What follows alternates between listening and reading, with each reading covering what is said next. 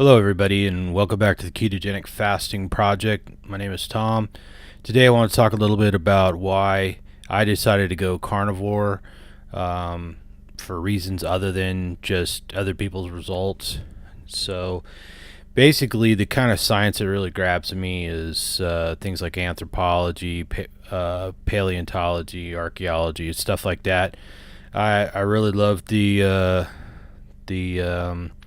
science behind it, the fossils, the tangible sort of evidence that it brings to the table. So that really was something that was convincing to me. I mean, we're all the victims of bad information, and it's hard to know what information to trust and who to listen to. And even though a lot of people don't think this is great evidence, I do. I think it's outstanding evidence. So I want to talk about it a little bit more. I'm a big lover, like I said, of these sciences, and I know some people will kind of downplay the ancestral or historical sort of argument, but I think it should carry more weight than it does in the discussion for sure.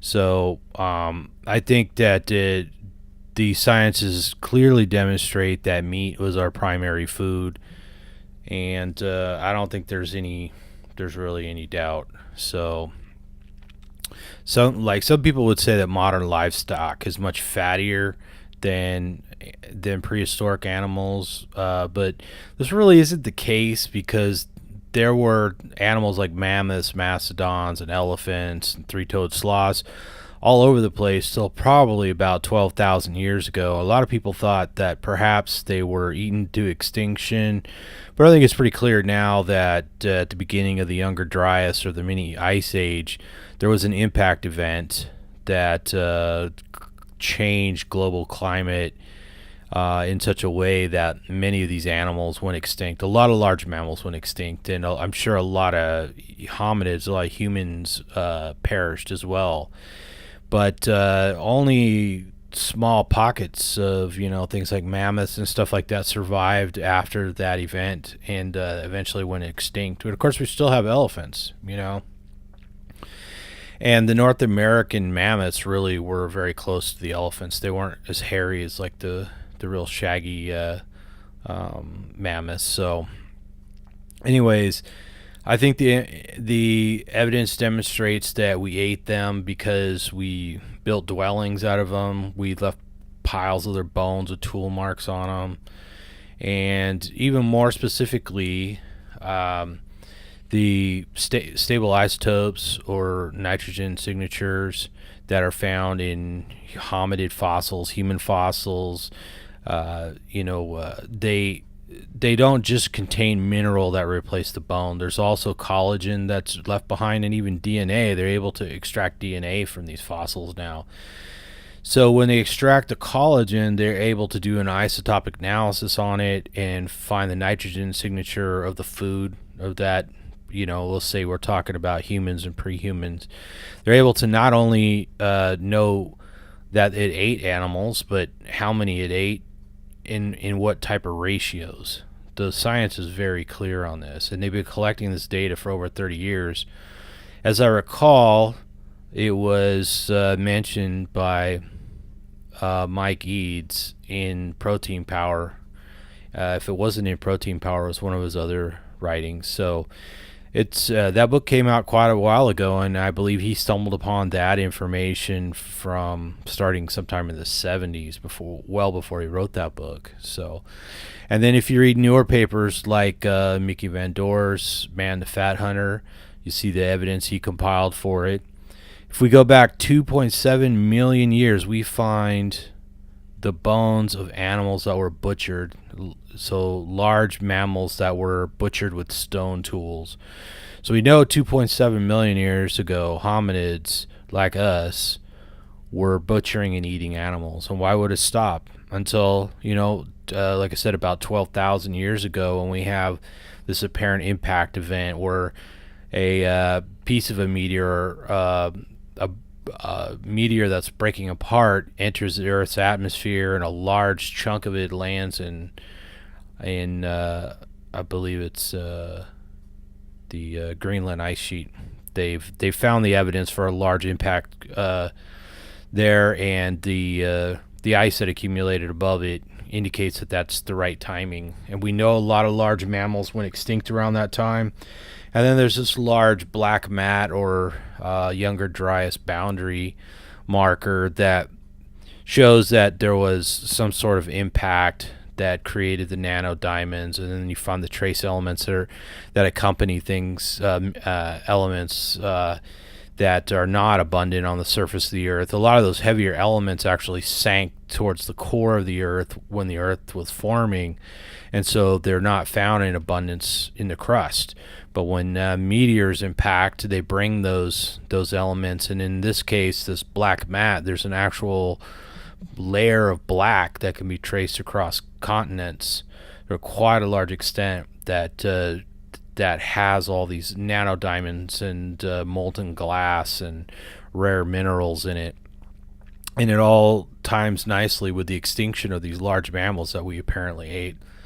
And then we look at sites where, you may have Homo erectus, Neanderthals, Denisovans, Homo sapiens, which are us, the modern humans.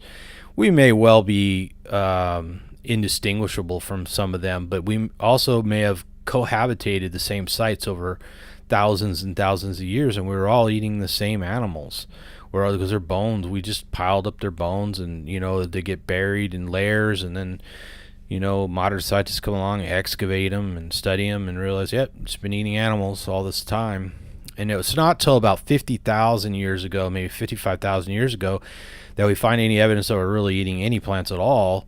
And it's just a very small amount of evidence. And we get evidence like petrified poop, coprolites or coprolites. Some people call them coprolites. But it's petrified poop with the evidence of what we ate in that preserved sample, as it were. And that also points to it that a little bit of plant eating going on at that point. I mean, it really makes sense that we only ate plants because we didn't have animals available. And then you've got all the spearheads and even spearheads wedged into bones.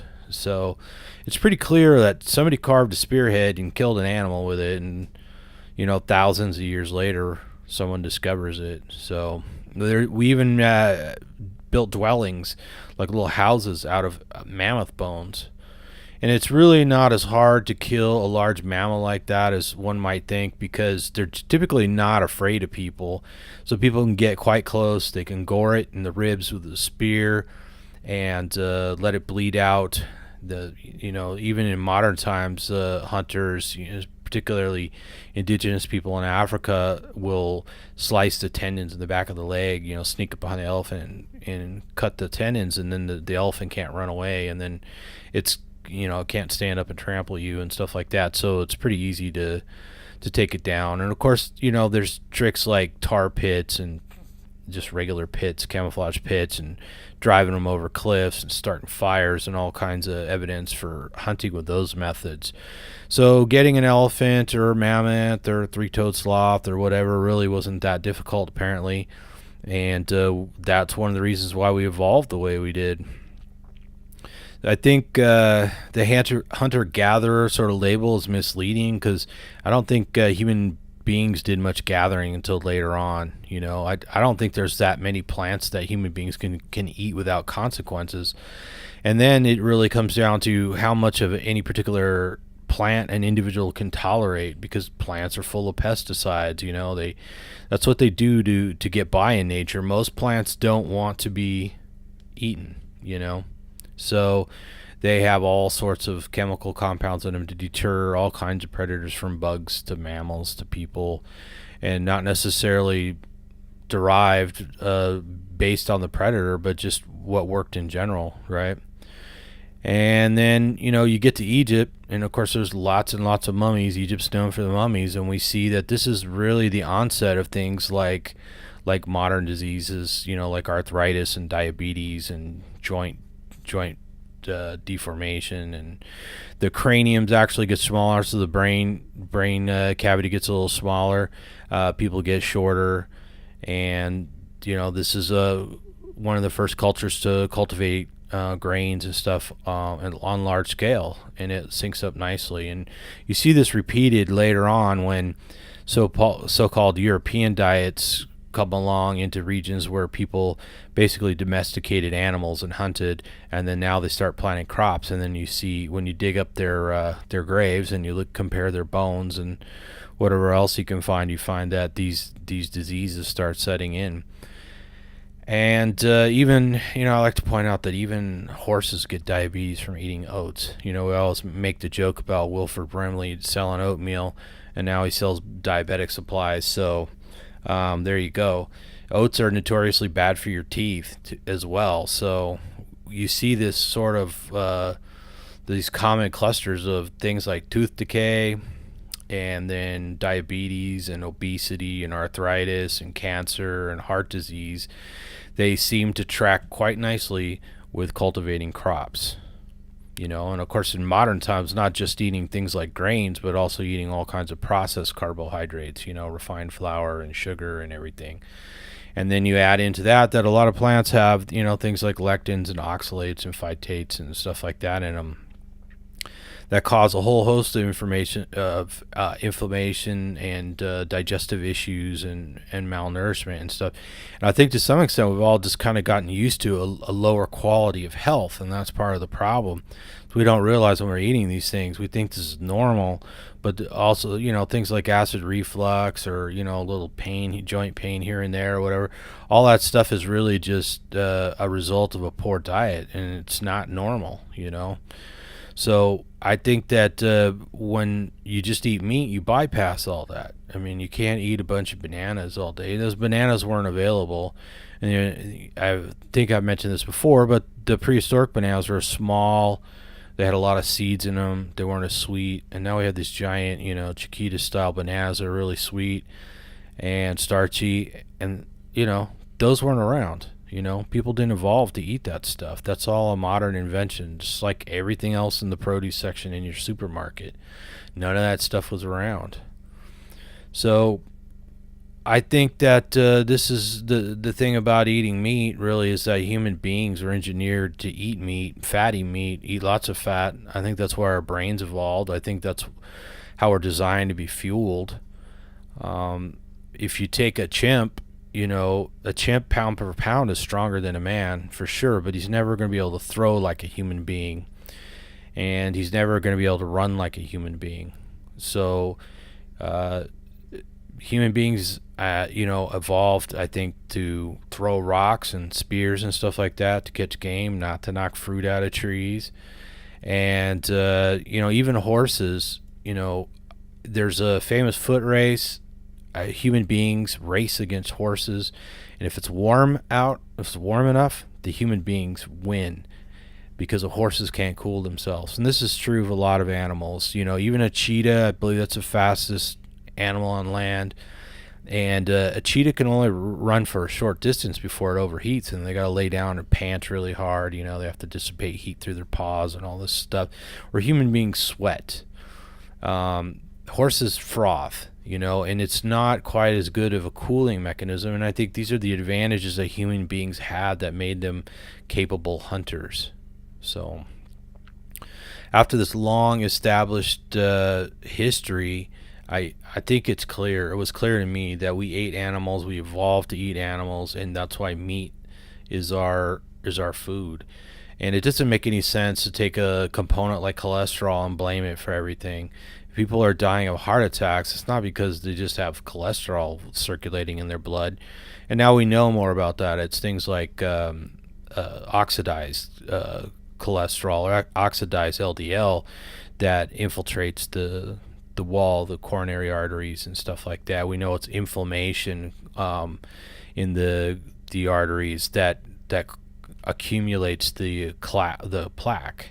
It's not just the presence of cholesterol or LDL that causes it. So, and of course, we can probably blame all the inflammation and the oxidized LDL on plant-based foods. And the reason why we're losing all our topsoil is because we don't have enough ruminants grazing the land and keeping that topsoil. So if you really want to save the planet, do that. Or if you want to get all the carbon out of the air, the best way to do it is to plant more prairie grasses, restore the indigenous grasses, and let the ruminants graze on them. Because those prairie grasses typically have very large root systems that will sequester that carbon in the soil. If you want people to be healthier, stop feeding them these plant-based foods and feed them the meat that we evolved to eat. We often hear this argument from vegans is like, well, if you're going to eat animals, you have to kill them with your own two hands. And I always say, well, I can't use my brain. What, the animal's not using his brain? A cheetah doesn't use his brain. A monkey doesn't use his brain. A bird doesn't use their brain. Of course they do. If I get attacked by an animal, I'm going to grab the nearest thing and I'm going to hit it in the head with a rock or hit it with a spear or whatever. I'm not going to just stand there and say, I can only do whatever I can do with my two hands. Why would any hominid do that? This fellow just recently choked out a mountain lion that attacked him. Now, I understand it wasn't a full-grown mountain lion, and it might have been really hungry and, malnourished or something. But the guy was just a skinny little jogger guy. It wasn't like some big He-Man person. And he managed to choke out a mountain lion, and it died. I know one time I got attacked by a pit bull in my own front yard. It just was a stray. And I was out there working. I had my dog tied up out front, and he was just hanging out with me. And here comes a pit bull. And, dogs are dogs. And the thing is, I didn't even have to hurt this dog. All I had to do was get a hold of its neck before it got a hold of mine and flip it on its back. And, I won. So, yeah, so you can fight an animal. I don't want to have to fight an animal. But if you've ever seen that video of the old guys in Africa stealing meat from lions, the guy's like 65 years old. And they wait for this lion to take down a wildebeest or something like that. And then they run over and shoo the lions away and cut one of the legs off real quick and run away. And the lions are like, hey, what's going on? And these guys do it all the time.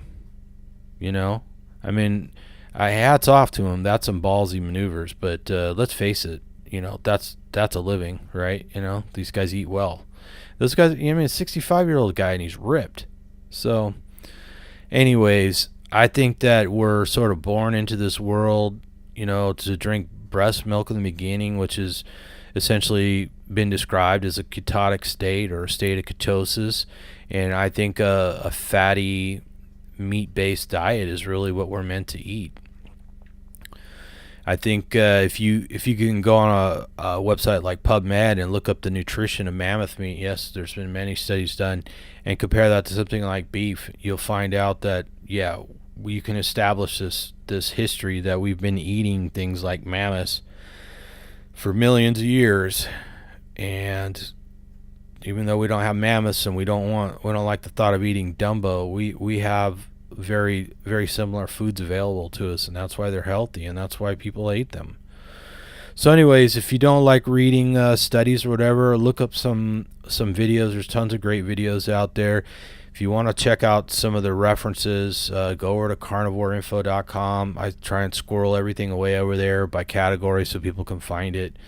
If you want to know if eating meat can positively impact your health, check out the testimonials at meatheals.com. Check out websites like Just Meat, Zero Carb Zen, YouTube. Check out the great podcast by Human Performance Outliers as Sean Baker and Zach Bitter. They do a great job. There's many other great carnivore podcasts now, and of course you can get them on other platforms besides YouTube. And then Amber O'Hearn, she's a famous carnivore. She's been at it, I believe, for 9 years, and she tells some very compelling stories. And she just organized a Carnivore Con. They held that in Boulder about a month ago, I think. And there's lots of videos on YouTube of the lectures. Lots of learned people there, lots of doctors and researchers and PhDs and whatnot, and engineers who have dove deep into the subject and given us lots of good information. And of course, I got Autistic Carnivores on YouTube or Facebook. And then the Ketogenic Fasting Project and Carnivores Beating Autoimmune Disease. And then my buddy Kevin Van Dorn's got Keto Mojo Go-Go, and keto for autoimmune disease, keto for autism.